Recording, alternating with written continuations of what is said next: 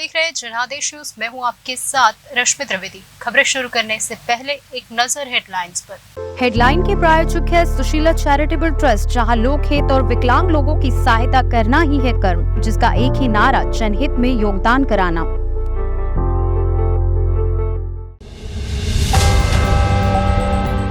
Iran, चीन और Saudi मिलकर रोक पाएंगे इजराइल का सैन्य अभियान। तीनों देशों ने एक साथ आकर दिया है अहम बयान। पाकिस्तान में 20 दिसंबर से होंगे नामांकन। इलेक्शन कमीशन ने जारी किया आम चुनाव का शेड्यूल। गाजा की लड़ाई के लेबनान तक फैलने का अंदेशा। IDF ने शुरू की हिजबुल्लाह से युद्ध की तैयारी। सिंगापुर में रिकॉर्ड तोड़ संख्या में बढ़े कोरोना वायरस के मामले। क्या शुरू हो गई है कोविड की नई लहर? अडानी ने पकड़ी रफ्तार, खरीदी एक और मीडिया कंपनी। ताबड़तोड़ हो रही डील। अब खबर विस्तार से। गाजा पट्टी में युद्ध रोकने को लेकर दुनिया भर के देश इजराइल से मांग कर रहे हैं। गाजा पट्टी में जंग रोकने का इजराइल पर लगातार दबाव बनाया जा रहा है। हालांकि ये पहला मौका है जब चीन, ईरान और सऊदी अरब का इस तरह का साझा बयान आया है। ये इसलिए भी खास है क्योंकि ईरान और सऊदी के संबंध अच्छे नहीं रहे। चीन, सऊदी अरब और ईरान ने गाजा में इजराइल के सैन्य अभियान को तत्काल रोकने और फिलिस्तीनियों को स्थायी राहत देने का आग्रह किया है। शुक्रवार को चीन की राजधानी बीजिंग में ईरान के राजनीतिक मामलों के उपविदेश मंत्री अली बगेरी कानी, चीन के उपविदेश मंत्री डेंग ली और सऊदी के विदेश मामलों के उपमंत्री वलीद बिन अब्दुल करीम अल खैरिजी के बीच ये बैठक हुई। तीन देशों के उप विदेश मंत्रियों की बैठक के बाद एक संयुक्त बयान में यह मांग की गई कि बयान में गाजा पट्टी में चल रही जंग को क्षेत्र के साथ साथ अंतर्राष्ट्रीय शांति और सुरक्षा के लिए खतरा बताते हुए चिंता व्यक्त की गई है। बयान में फिलिस्तीनियों को उनकी भूमि से जबरन विस्थापित करने के प्रयासों को भी स्पष्ट रूप से खारिज किया गया है। चीन, ईरान और सऊदी ने इस बात पर भी जोर दिया है कि फिलिस्तीन के भविष्य के संबंध में कोई भी व्यवस्था वहां के लोगों की इच्छा के हिसाब से ही होनी चाहिए। फिलिस्तीनियों को उनके अपने राज्य की स्थापना करने और अपने भाग्य का निर्धारण करने के अधिकार का पूरा हक है और तीनों देशों ने इसका समर्थन किया है। तीनों राजनयिकों ने गाजा में मौजूदा गंभीर मानवीय परिस्थितियों पर भी चिंता व्यक्त की है। चीन, ईरान और सऊदी के उपविदेश मंत्रियों के बीच अगली बैठक जून में सऊदी अरब में होना तय हुई है। बैठक में राजनयिकों ने सऊदी अरब और ईरान के बीच संबंधों में प्रगति पर चर्चा की है, जिसमें रियाद और तेहरान में संबंधित दूतावासों को फिर से खोलना भी शामिल है। ईरानी और सऊदी राजनयिकों ने तेहरान और रियाद के बीच में मेल मिलाप की चीन की कोशिशों को सराहना की और बीजिंग समझौते को लागू करने के लिए अपनी पूर्ण प्रतिबद्धता की पुष्टि की। बता दें कि इजराइल की ओर से गाजा में 7 अक्टूबर से लगातार हमले किए जा रहे हैं। हमास को खत्म करने की बात कहते हुए इजराइल ने गाजा पट्टी में सैन्य अभियान चलाया है। इजरायली हमले में अब तक कम से कम 18,000 फिलिस्तीनी लोगों के मारे जाने और 50,000 के घायल होने की बात गाजा के स्वास्थ्य मंत्रालय ने कही है। गाजा में इजराइल की घेराबंदी की वजह से मानवीय संकट भी खड़ा हो गया है। लाखों लोग को आश्रय स्थलों में रहना पड़ रहा है, जिनके पास बिजली, शौचालय, भोजन जैसी बुनियादी जरूरतें भी नहीं।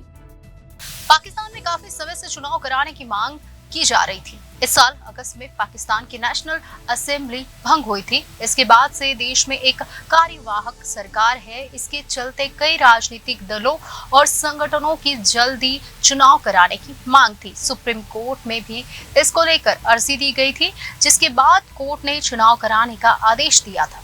पाकिस्तान के चुनाव आयोग ने देश के अगले आम चुनाव के लिए शेड्यूल जारी कर दिया है। सुप्रीम कोर्ट के आदेश के बाद ECB ने नवंबर के शुरू में 8 फरवरी को वोटिंग का ऐलान किया था। करीब 1.5 महीने बाद शुक्रवार को आयोग ने चुनाव कार्यक्रम जारी किया है। पाकिस्तान में आम चुनाव के लिए 20 दिसंबर से नामांकन शुरू हो जाएगा। उम्मीदवार 3 दिन तक 20 दिसंबर से 22 दिसंबर तक नामांकन दाखिल कर सकते हैं। इसके बाद 24 दिसंबर से 30 दिसंबर तक नामांकनों की जांच की जाएगी। ईसीपी के मुताबिक नामांकन पत्रों में कोई कमी पाते हुए निर्वाचन अधिकारी अगर पर्चा खारिज कर देता है तो उसके फैसले के खिलाफ 3 जनवरी तक अपील की जा सकेगी। उम्मीदवार की अर्जी पर अपीलीय न्यायाधीकरण 10 जनवरी तक फैसला लेगा। इसके बाद उम्मीदवारों की फाइनल लिस्ट 11 जनवरी को प्रकाशित कर दी जाएगी। इसके बाद 12 जनवरी को उम्मीदवार अपना नाम वापस ले सकेंगे। 13 जनवरी को राजनीतिक दलों को चुनाव निशान आवंटित किए जाएंगे और इसके बाद 8 फरवरी को वोट डाले जाएंगे। मुख्य चुनाव आयुक्त यानी सीईसी सिकंदर सुल्तान राजा ने कहा कि ईसीपी चुनाव के लिए पूरी तरह से तैयार है। पाकिस्तान में नए परिसीमन के बाद नेशनल असेंबली के कुल 336 सीटें होंगी। इसमें 266 सामान्य सीटें हैं, 60 सीटें महिलाओं के लिए और 10 गैर मुसलमानों यानी धार्मिक अल्पसंख्यकों के लिए आरक्षित है। पाकिस्तान में चुनाव सुप्रीम कोर्ट के आदेश के बाद हो रहे हैं। नेशनल असेंबली और प्रांतीय विधानसभा के विघटन के बाद 90 दिनों के भीतर चुनाव कराने की मांग करने वाली याचिकाओं पर सुनवाई करते हुए सुप्रीम कोर्ट ने इलेक्शन कमीशन के सीनियर अफसरों को राष्ट्रपति से मिलकर चुनाव का ऐलान करने के लिए कहा था, जिसके बाद 2 नवंबर को 8 फरवरी की तारीख घोषित की गई। बता दें कि पाकिस्तान के राष्ट्रपति आरिफ अलवी ने 9 अगस्त को नेशनल असेंबली भंग कर दी थी। इसके बाद से देश में आम चुनाव लंबित है। असेंबली भंग होने के बाद पाकिस्तान के राष्ट्रपति ने 6 नवंबर तक चुनाव कराने का प्रस्ताव रखा था, जिस पर कानून मंत्रालय ने कहा था कि चुनाव की तारीख की घोषणा करने की शक्तियां ईसीपी के पास है, न कि राष्ट्रपति के पास। इसके बाद से लगातार पाकिस्तान में आम चुनाव टलते रहे और आखिरकार सुप्रीम कोर्ट की दखल के बाद अब इलेक्शन होने जा रहे हैं। इजरायली सेना ने कहा है कि लेबनानी क्षेत्र के अंदर हिजबुल्लाह के ठिकानों पर एक और हमला किया है। वायु सेना ने हिजबुल्लाह के बुनियादी ढांचे, सैन्य स्थलों और एक कमांड सेंटर को निशाना बनाया है। उस साइट पर भी हमला किया है जहां पे हिजबुल्लाह ने रॉकेट दागे थे। इन ठिकानों को इजराइल ने अब नष्ट कर दिया है। बीते 70 दिन से गाजा में हमास के खिलाफ लड़ रही इजराइल की सेना ने हिजबुल्लाह के खिलाफ भी कड़ा रुख अपना लिया है। लेबनान से चलने वाले ईरान समर्थित इस आतंकी संगठन के ठिकानों को इजराइल डिफेंस फोर्स यानी आईडीएफ ने निशाने पर लिया है। शुक्रवार को आईडीएफ ने बताया कि उसकी वायु सेना के लड़ाकू विमानों और तोपखानों ने लेबनान में हिजबुल्लाह के कई ठिकानों को निशाना बनाते हुए नष्ट करने में कामयाबी हासिल की। साथ ही किसी लड़ाई की तैयारी करने की भी बात कही है। इजरायली सेना ने कहा है कि हिजबुल्लाह के जिन सैन्य ठिकानों को उसने निशाना बनाया है उनमें एक लॉन्च साइट भी शामिल है।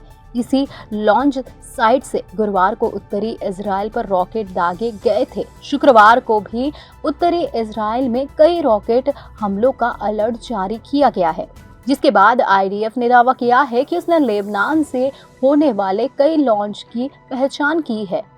इनमें से कई को फेल कर दिया गया है। आईडीएफ का कहना है कि गुरुवार को लेबनान से 5 रॉकेटों और मिसाइल दागे गए। हालांकि ये लेबनानी क्षेत्र के अंदर ही गिर गए। एक रॉकेट को इजरायली क्षेत्र की ओर आ रहा था, उसे हवा में ही मारा गया। इसके बाद लेबनानी क्षेत्र के भीतर से आया एक ड्रोन किरियंत शमोना के उत्तर में इजरायली सीमा के पास आईडीएफ पोस्ट के पास आकर गिरा। आईडीएफ ने कहा कि उसके सैन्य अभ्यास में नियमित और रिजर्व दोनों सैनिक भाग ले रहे हैं। सैनिक दिन और रात के संचालन के साथ साथ शहरी और ग्रामीण युद्ध सहित विभिन्न गतिविधियों के लिए प्रशिक्षण ले रहे हैं। आईडीएफ ने कहा कि सैनिकों को तोपखाने क्षमताओं और विभिन्न प्रकार के हथियारों पर प्रशिक्षित किया जा रहा है। सेना ने लेबनान सीमा पर किसी लड़ाई बढ़ने की स्थिति में अपने सैनिकों को तैयार रखने के लिए ये ट्रेनिंग शुरू की है। लेबनान सीमा पर छिटपुट झड़पें तो लगातार चलती रही है, लेकिन आईडीएफ के आक्रामक रुख से इस लड़ाई के बढ़ने का भी अंदेशा है। सिंगापुर के स्वास्थ्य विभाग ने सभी से कहा है कि जिनको भी सांस लेने में दिक्कत और कोरोना संक्रमण जैसे लक्षण है वे घरों से बाहर नहीं निकले। इससे संक्रमण दूसरे लोगों में भी फैल सकता है। ऐसे में वह घरों में रहते हुए जरूरी सावधानी बरते। अगर तबीयत ज्यादा बिगड़ती है तो फिर डॉक्टर की सलाह ले। सिंगापुर में कोविड-19 के तेजी से बढ़ते मामलों ने दुनिया की चिंताएं बढ़ा दी है। संक्रमण में तेजी से उछाल के बाद सिंगापुर की सरकार ने कई एहतियाती कदम उठाए हैं और लोगों से गाइडलाइन फॉलो करने को कहा है। सिंगापुर में कोरोना के बढ़ते मामलों को देखते हुए दुनिया भर में कोरोना की नई लहर आने की भी चर्चा शुरू हो गई है, क्योंकि इंडोनेशिया और मलेशिया में भी कोरोना के कुछ मामले देखे गए हैं। ऐसे में दूसरे देशों तक भी कोरोना संक्रमण के फिर से फैलने का खतरा बढ़ गया है। हालांकि भारत में अभी कोरोना को लेकर इस तरह की कोई चिंता नहीं देखी गई है। सिंगापुर के स्वास्थ्य मंत्रालय ने शुक्रवार को जारी अपने बयान में कहा कि 3 से 9 दिसंबर तक कोविड संक्रमण के मामले बढ़कर 56,043 हो गए हैं, जो इससे पिछले सप्ताह 32,035 थे। ऐसे में संक्रमण के मामलों में 75% की बढ़ोतरी देखी गई है। स्वास्थ्य मंत्रालय ने कहा है कि हालात पूरी तरह से काबू में है, लेकिन लोग लापरवाही से बचे और घर से बाहर निकलने पर मास्क लगाए। एयरपोर्ट पर भी सख्त नियम लागू किए गए हैं। यात्रियों से मास्क पहनने की अपील की गई है। कुछ एयरपोर्ट्स पर थर्मल स्कैनर्स भी लगाए गए हैं, जिससे यात्रियों की जांच की जा सके। स्थानीय मीडिया के मुताबिक बीते कुछ दिनों में कोरोना संक्रमण की वजह से अस्पताल में भर्ती होने वालों की संख्या भी बढ़ी है। बीते हफ्ते तक हर दिन अस्पताल में आने वाले मरीजों की संख्या 225 थी, जो अब बढ़कर 350 तक पहुंच गई है। हर दिन 9 लोगों को आईसीयू में भेजने की भी जरूरत पड़ रही है। सिंगापुर में कोरोना संक्रमण के जो मामले सामने आ रहे हैं, उनमें मरीजों को JN.1 वेरिएंट के संक्रमित पाया गया है। सिंगापुर ने आने वाले समय में नए साल पर होने वाली पार्टियों के चलते भी संक्रमण बढ़ने को लेकर चिंता जताई है। सिंगापुर के अलावा इंडोनेशिया में भी कोरोना के मामले बढ़ रहे हैं। देश के जकार्ता इंटरनेशनल एयरपोर्ट और बाटम नौका टर्मिनल पर थर्मल स्कैनर भी लगाए गए हैं। देश के स्वास्थ्य मंत्रालय ने लोगों से कहा है कि जिन इलाकों में कोरोना वायरस के मामले बढ़ रहे हैं, वहां की यात्रा करने से बचे। मलेशिया में भी बीते सप्ताह में कोविड के मामले तकरीबन दुगने हो गए हैं। अमेरिकी शॉर्ट सेलर कंपनी हिंडनबर्ग ने अडानी की कंपनी को नुकसान पहुंचाया। इसके चलते अडानी के शेयर गिरे। अमेरिकी सरकार ने हिंडनबर्ग की रिपोर्ट को गलत ठहराया। इसके बाद से अडानी की कंपनी का विस्तार हुआ। वर्ष 2022 और 23 में अडानी की कंपनी ने IANS को खरीदा। अमेरिकी शॉर्ट सेलर कंपनी हिंडनबर्ग ने इस साल अडानी को तगड़ा झटका दिया। हिंडनबर्ग की नेगेटिव रिपोर्ट के चलते अडानी को करोड़ों का नुकसान हुआ। अडानी की कंपनी के शेयर लगातार गिरते चले गए। वहीं अब अमेरिकी सरकार की जांच में उन्हें क्लीन चिट मिल गई। अमेरिका की सरकार ने अडानी के खिलाफ हिंडनबर्ग की रिपोर्ट को गलत ठहराया। इस रिपोर्ट के आने के बाद से अडानी के अच्छे दिन की शुरुआत हो गई। अडानी लगातार अपनी कंपनी का विस्तार कर रहे हैं। अडानी ने हाल ही में एक और कंपनी खरीदी है। अडानी ने मीडिया सेक्टर में अपना विस्तार किया है। गौतम अडानी के न्यूज एजेंसी IANS को खरीद लिया है। अरबपति कारोबारी लगातार कंपनियों का अधिग्रहण कर रहे हैं। हाल ही में उन्होंने मीडिया कंपनी का अधिग्रहण किया है।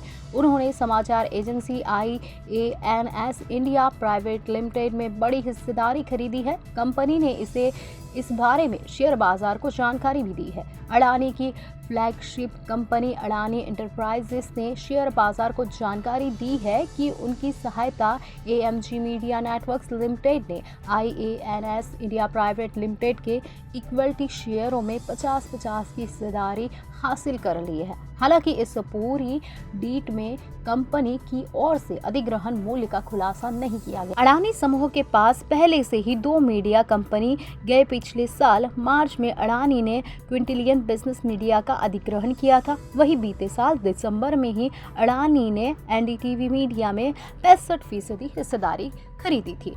अब अडानी के खाते में तीसरी मीडिया कंपनी आ रही है। मीडिया सेक्टर में अडानी लगातार पंख फैला रहे हैं। वित्त वर्ष 2022 और 23 में IANS का रेवेन्यू 11.86 करोड़ रुपए था। अमेरिकी फेड रिजर्व के अगले साल कटौती के संकेत से शेयर बाजार में तेजी देखने को मिली है। सेंसेक्स और निफ्टी में नए रिकॉर्ड लेवल छुए हैं। शेयर बाजार में तेजी के कारण bank Nifty, SCL, TCS, Infosys, SBI, Tech Mahindra, Tata Steel, NTPC, Wipro ने तेजी दर्ज की। नेस्ले, एयरटेल, मारुति और आईटीसी में गिरावट देखी गई। विशेषज्ञों के मुताबिक बाजार में आगे भी तेजी जारी रह सकती है। निवेशकों की संपत्ति बड़ी है और भारतीय शेयर बाजार को भी आगे की तेजी की उम्मीद है। अमेरिकी फेड रिजर्व के अगले साल ब्याज दरों में कटौती के संकेत से लगातार दूसरे दिन शेयर बाजार में जबरदस्त तेजी देखने को मिली। शुक्रवार को दलाल स्ट्रीट में एक नया रिकॉर्ड बन गया।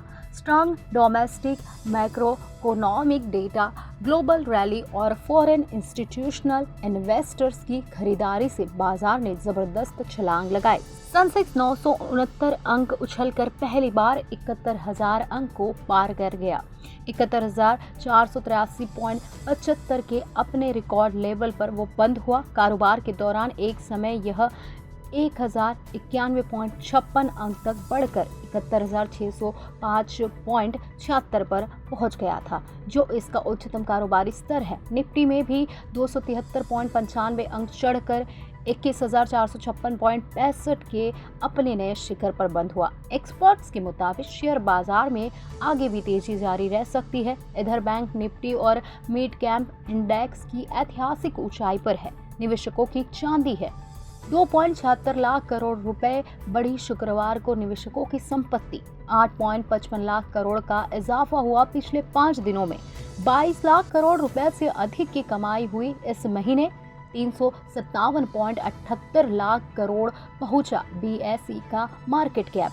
शुक्रवार को कच्चे तेल की कीमतें $76 प्रति बैरल के करीब आने से भी सेंटीमेंट की मजबूती मिली। सेंसेक्स में शामिल कंपनियों में से एचसीएल में सर्वाधिक 5.58% की तेजी दर्ज की गई। इसके बाद टीसीएस और इन्फोसिस, एसबीआई, टेक महिंद्रा, टाटा स्टील, एनटीपीसी और विप्रो का स्थान रहा। नेस्ले, एयरटेल, मारुति और आईटीसी के शेयरों में गिरावट का रुख रहा। एचडीएफसी सिक्योरिटीज के सीईओ धीरज रैली ने बताया कि बाजार में उछाल जारी है। फेड रिजर्व के फैसले के बाद अब निवेशकों को उम्मीद है कि अमेरिका में इकोनॉमी की रफ्तार तेज होगी। मजबूत ग्लोबल संकेतों, बीजेपी की 3 राज्यों में जीत और क्रूड की कीमतों में नरमी से बाजार रोज नए रिकॉर्ड बना रहा है। अब बाजार को 2024 लोकसभा चुनाव में भी राजनीतिक और नीतिगत स्थिरता की उम्मीद है।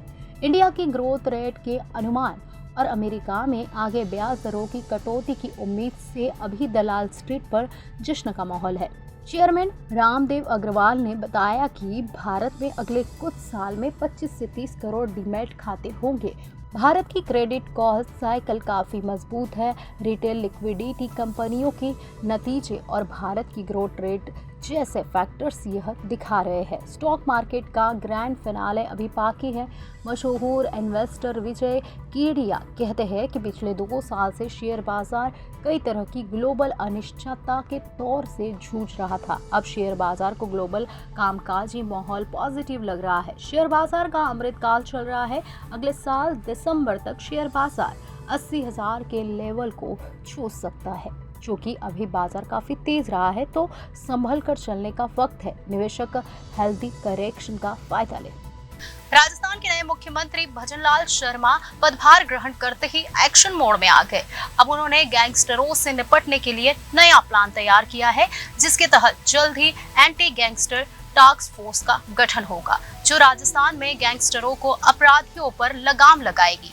बीते दिनों जयपुर में सुखदेव सिंह गोगामेडी हत्याकांड काफी चर्चित रहा।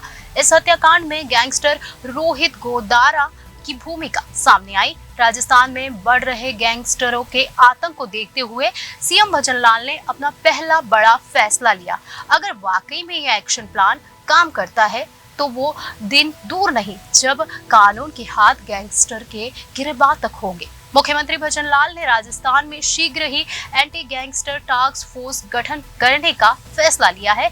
इस टास्क फोर्स का गठन करने का उद्देश्य प्रदेश में फैले संगठित अपराध को खत्म करना है। बीते 5 साल में राजस्थान में गैंगस्टरों का आतंक जमकर देखने को मिला है। राजस्थान के नए मुख्यमंत्री भजनलाल शर्मा पदभार ग्रहण करते ही एक्शन मोड में आ गए। अब उन्होंने गैंगस्टरों से निपटने के लिए नया प्लान तैयार किया है, जिसके तहत जल्द ही एंटी गैंगस्टर टास्क फोर्स का गठन होगा, जो राजस्थान में गैंगस्टरों और अपराधियों पर लगाम लगाएगी। बीते दिनों जयपुर में सुखदेव सिंह गोगामेडी हत्याकांड काफी चर्चित रहा। इस हत्याकांड में गैंगस्टर रोहित गोदारा की भूमिका सामने आई। राजस्थान में बढ़ रहे गैंगस्टरों के आतंक को देखते हुए सीएम भजनलाल ने अपना पहला बड़ा फैसला लिया।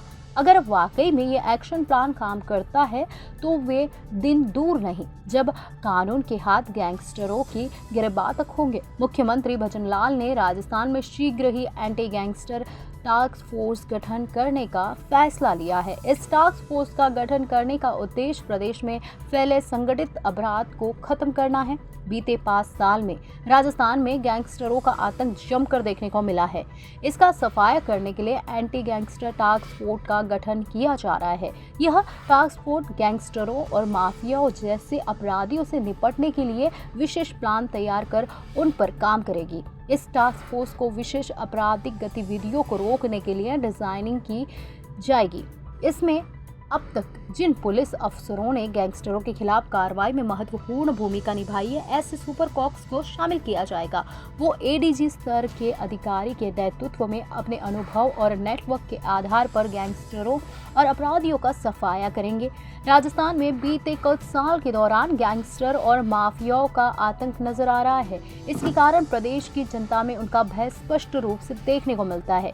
यही वजह है कि बीजेपी ने चुनाव से पहले राजस्थान में अपराध का सफाया करने का आश्वासन दिया था। कानून व्यवस्था का मुद्दा चुनाव में गंभीरता से उठाया गया। अब बीजेपी की सरकार बनते ही गैंगस्टरों और माफियाओं के कारण चरमाई कानून व्यवस्था को पटरी पर लाने के कई एक्शन जरूरी हो गए हैं। यही वजह है कि मुख्यमंत्री भजनलाल शर्मा ने एंटी गैंगस्टर टास्क फोर्स का गठन कर उस पर जोर दिया है। यह टीम एडीजी स्तर के अधिकारियों से निर्देशन में काम करेगी। एमपी लोकसभा चुनाव तैयारी की बात करते हैं। मध्य प्रदेश में विधानसभा चुनाव के पूरे होने के बाद अब लोकसभा चुनाव की तैयारियां शुरू हो चुकी है।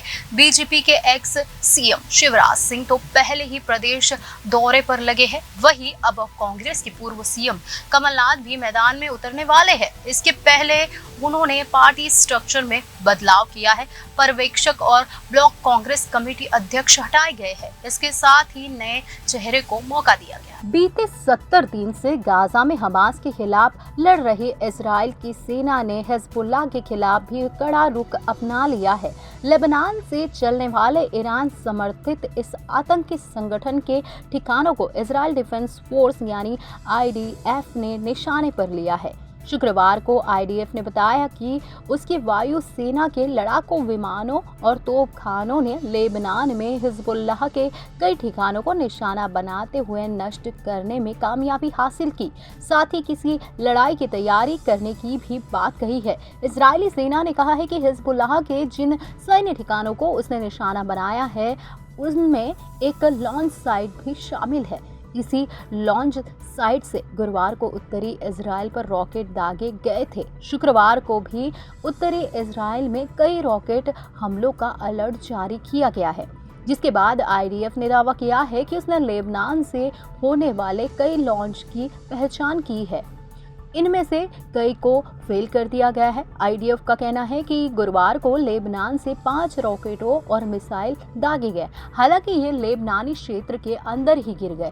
एक रॉकेट को इजरायली क्षेत्र की ओर आ रहा था, उसे हवा में ही मारा गया। इसके बाद लेबनानी क्षेत्र के भीतर से आया एक ड्रोन किरियंत शमोना के उत्तर में इजरायली सीमा के पास आईडीएफ पोस्ट के पास आकर गिरा। आईडीएफ ने कहा कि उसके सैन्य अभ्यास में नियमित और रिजर्व दोनों सैनिक भाग ले रहे हैं। सैनिक दिन और रात के संचालन के साथ साथ शहरी और ग्रामीण युद्ध सहित विभिन्न गतिविधियों के लिए प्रशिक्षण ले रहे हैं। आईडीएफ ने कहा कि सैनिकों को तोपखाने क्षमताओं और विभिन्न प्रकार के हथियारों पर प्रशिक्षित किया जा रहा है। सेना ने लेबनान सीमा पर किसी लड़ाई बढ़ने की स्थिति में अपने सैनिकों को तैयार रखने के लिए ये ट्रेनिंग शुरू की है। लेबनान सीमा पर छिटपुट झड़पें तो लगातार चलती रही है, लेकिन आईडीएफ के आक्रामक रुख से इस लड़ाई के बढ़ने का भी अंदेशा है। जयपुर में कांग्रेस नेता सचिन पायलट ने अपनी ही पार्टी की सरकार के समक्ष कई मांगे रखी थी, लेकिन पूर्व मुख्यमंत्री अशोक गहलोत ने उनकी मांगों को नजरअंदाज किया। पायलट ने अनशन किया और पैदल मार्च निकाला, लेकिन उनकी मांगे नहीं मानी गई। अब भजनलाल सरकार ने पायलट की मांगों पर काम करना शुरू किया है। कांग्रेस नेता सचिन पायलट ने अपनी ही पार्टी की सरकार के समक्ष कई मांगे रखी थी, लेकिन पूर्व मुख्यमंत्री अशोक गहलोत ने पायलट की मांगों को तवज्जो नहीं दी। पायलट अपनी ही पार्टी की सरकार के खिलाफ अनशन उन्हें करना पड़ा और साथ ही पैदल मार्च निकालना पड़ा। इसके बावजूद भी उनकी मांगे नहीं मानी गई। विधानसभा चुनाव में कांग्रेस की करारी हार के बाद प्रदेश में अब नई सरकार का गठन हो गया। भजनलाल सरकार ने सरकार बनते ही सचिन पायलट की मांगों पर काम करना शुरू कर दिया है। मुख्यमंत्री पद की शपथ लेने के दिन ही CM Bhajanlal Sharma action mode में आ गए। शुरुआत उन कार्यों से की जा रही है जिनकी मांग सचिन पायलट लंबे समय से कर रहे थे। शुक्रवार 15 दिसंबर को मुख्यमंत्री पद की शपथ लेने के बाद सीएम भजनलाल सचिवालय पहुंचे और पदभार ग्रहण किया। देर शाम को वे पहली बार सचिवालय में मीडिया से रूबरू हुए। सीएम भजनलाल ने नई सरकार की रणनीति के बारे में जानकारी दी। उन्होंने कहा कि केंद्र और राज्य सरकार की सभी योजनाओं का लाभ हर पात्र व्यक्ति तक पहुंचे, इसकी डेली मॉनिटरिंग की जाएगी। जिन योजनाओं में कुछ खामियां हैं उन्हें भी शीघ्र दूर किया जाएगा। उन्होंने कहा कि सरकार का पूरा प्रयास रहेगा कि अंत्योदय योजना का लाभ अंतिम छोर पर खड़े अंतिम व्यक्ति को मिले। पूर्व उपमुख्यमंत्री सचिन पायलट पेपर लीक मामले की जांच के लिए एसआईटी गठन करने की मांग लंबे समय से करते आ रहे थे। पूर्व सीएम अशोक गहलोत ने उनकी मांग भले ही पूरी ना की हो, लेकिन अब भाजपा सरकार पायलट की मांग पूरा करने जा रही है। मुख्यमंत्री भजनलाल शर्मा ने पेपर लीक मामले की जांच के लिए एसआईटी गठित करने की प्रक्रिया शुरू कर दी है। उन्होंने कहा है कि पेपर लीक की घटनाओं से प्रदेश के लाखों युवाओं का मनोबल टूटा है। एसआईटी इसकी जांच करेगी और पेपर लीक की घटना के लिए जिम्मेदार हर व्यक्ति के खिलाफ सख्त कार्रवाई की जाएगी। भ्रष्टाचार को लेकर पूर्व उपमुख्यमंत्री सचिन पायलट ने अपनी ही पार्टी की सरकार में अजमेर से लेकर जयपुर तक पैदल मार्च निकाला था। उन्होंने पूर्व सीएम अशोक गहलोत पर भ्रष्टाचार मामले की जांच नहीं कराने का आरोप लगाया। अब भजनलाल शर्मा ने भ्रष्टाचार मुक्त प्रदेश बनाने का वादा किया है। उन्होंने कहा है कि पूर्ववर्ती सरकार में भ्रष्टाचार चरम पर था, जिससे प्रदेश की जनता त्रस्त थी, लेकिन अब बीजेपी सरकार जीरो टॉलरेंस नीति पर काम करेगी। भ्रष्टाचारियों पर शिकंजा कसा जाएगा। हर व्यक्ति की समस्या का संवेदनशीलता और सम्मान के साथ समाधान किया जाएगा। झारखंड से कांग्रेस के राज्यपाल सांसद धीरज प्रसाद साहू के ठिकानों से कैश बरामदगी ने पूरे देश में रिकॉर्ड बना दिया है। बताया जा रहा है कि आयकर विभाग के छापे में मिली अब तक की ये देश भर में सबसे बड़ी नकदी है। खुद ही सोच लीजिए कि 351 करोड़ रुपयों में 500 के नोटों की कितनी गड्डियां होती होगी। 2 से 3 कमरों को खचाखच भर सकते हैं इन नोटों से। ओडिशा में कांग्रेस के एक सांसद के परिवार के स्वामित्व वाली शराब उत्पादन कंपनी और उससे जुड़ी कुछ कंपनियों के खिलाफ आयकर विभाग की छापेमारी शुक्रवार तड़के खत्म हो गई। अधिकारियों ने यह जानकारी दी। 10 दिन तक चली छापेमारी में 351 करोड़ रुपए जब्त किए गए हैं, जिसे देश में अब तक किसी छापेमारी में जब्त सबसे अधिक नकदी बताया जा रहा है। ओडिशा और झारखंड के अंतिम बचे 2 दल जब्त किए गए अपराध में इस्तेमाल दस्तावेज और इलेक्ट्रॉनिक उपकरणों से निकाले गए डेटा लेकर सुबह के समय परिसर से रवाना हो गए। बौद्ध डिस्टिलरी प्राइवेट लिमिटेड और इससे जुड़ी कंपनियों के खिलाफ 6 दिसंबर को छापेमारी शुरू हुई थी। उन्होंने बताया कि कर अधिकारियों ने इस दौरान वितरकों, कुछ हवाला संचालकों, कई कंपनियों के अलावा रांची में कांग्रेस के राज्यसभा सदस्य धीरज प्रसाद साहू के पारिवारिक आवास पर छापेमारी की। सूत्रों ने बताया कि 15 दिसंबर तड़के छापेमारी खत्म हो गई। उन्होंने कहा कि प्रक्रिया के अनुसार जांच इकाई ने पूरे अभियान की अंतिम मूल्यांकन रिपोर्ट दिल्ली में केंद्रीय प्रत्यक्ष कर बोर्ड को भेज दी है। सीबीडीटी कर विभाग का प्रशासनिक निकाय है। हालांकि न तो कंपनी और न ही साहू ने अब तक आयकर विभाग की कार्रवाई पर कोई आधिकारिक बयान या प्रतिक्रिया जारी की है, जबकि भारतीय जनता पार्टी समेत विपक्षी दलों ने सांसद पर निशाना साध रखा है। विभाग ने ओडिशा, झारखंड और पश्चिम बंगाल में 30 से 34 परिसरों पर छापेमारी की और इस अभियान के दौरान लगभग 3 किलोग्राम सोने के आभूषण भी जब्त किए गए। खबरों में आज बस इतना ही। आने वाली सभी खबरों को जानने के लिए आप जुड़े रहिए जनादेश न्यूज के साथ।